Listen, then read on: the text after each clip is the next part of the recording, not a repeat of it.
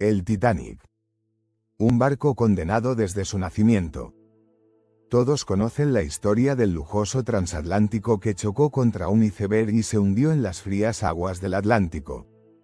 Pero hay algo que no todos saben. Algo que nunca se incluyó en los informes oficiales. Una verdad que los sobrevivientes jamás se atrevieron a contar. Era la noche del 10 de abril de 1912 cuando el Titanic zarpó desde Southampton. Entre los más de 2,200 pasajeros a bordo, había un hombre que nadie recordaba haber visto abordar. Su nombre no aparecía en la lista. Nadie lo vio en el comedor ni en los salones de primera clase. Pero los pocos que lo vieron decían que siempre vestía de negro, su rostro era pálido y sus ojos eran de un color imposible de describir. Eleanor Andrews, una camarera del barco, fue una de las primeras en notarlo. Mientras preparaba una de las habitaciones, vio al hombre parado en el pasillo. Estaba quieto, observándola. Cuando Eleanor parpadeó, él ya no estaba. Debe haber tomado otro camino, se dijo, pero una sensación helada recorrió su espalda. Lo más extraño es que, aunque el Titanic era un barco vibrante y lleno de vida, en ciertas zonas se sentía una presencia oscura, como si algo estuviera acechando entre los pasillos y las habitaciones vacías. Y entonces, la primera noche en alta mar, comenzaron los susurros.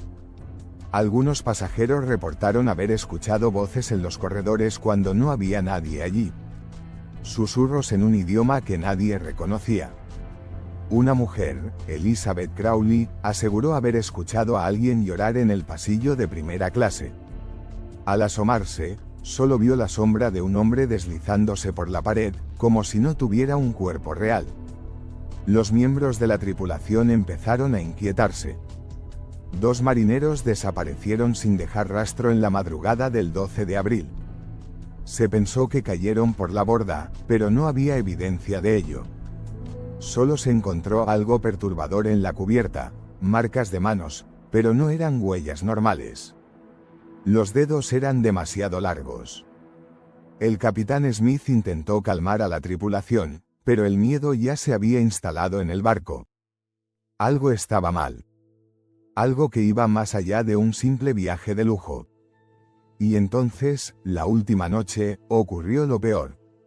La noche del 14 de abril de 1912, el Titanic navegaba en aguas tranquilas cuando, de repente, el vigía Frederick Fleet vio algo extraño. No era un iceberg, al principio. Era una figura alta y oscura de pie sobre el hielo, observando el barco. Fleet parpadeó y la figura desapareció, dejando solo el iceberg en su lugar. «Iceberg, derecho adelante», gritó. El impacto fue brutal. La estructura de acero del Titanic crujió, el agua comenzó a entrar y el pánico se apoderó de todos.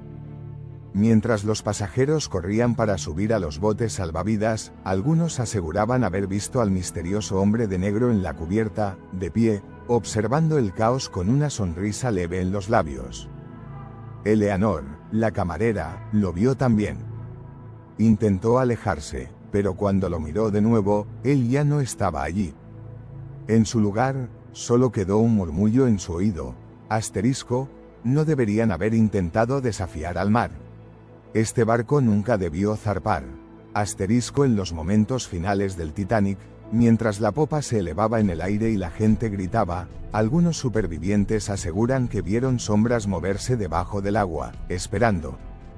No era solo el frío lo que arrastraba a la gente al fondo del océano. Era algo más. Algo que reclamaba lo que le pertenecía. El Titanic no se hundió solo. Fue hundido.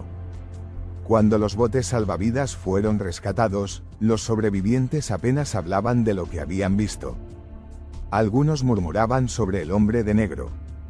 Otros aseguraban que el agua no solo estaba fría, sino que estaba viva. En los registros oficiales, no hay mención de estas historias. Solo el iceberg. Solo el hundimiento. Pero entre los marineros y los descendientes de los sobrevivientes, una leyenda se mantiene, El Titanic nunca estaba solo en ese viaje. Algo lo esperaba en el océano. Asterisco, y lo peor de todo es que tal vez asterisco sigue ahí. Asterisco, esta es la historia que nunca te contaron. ¿Coincidencia, o algo más?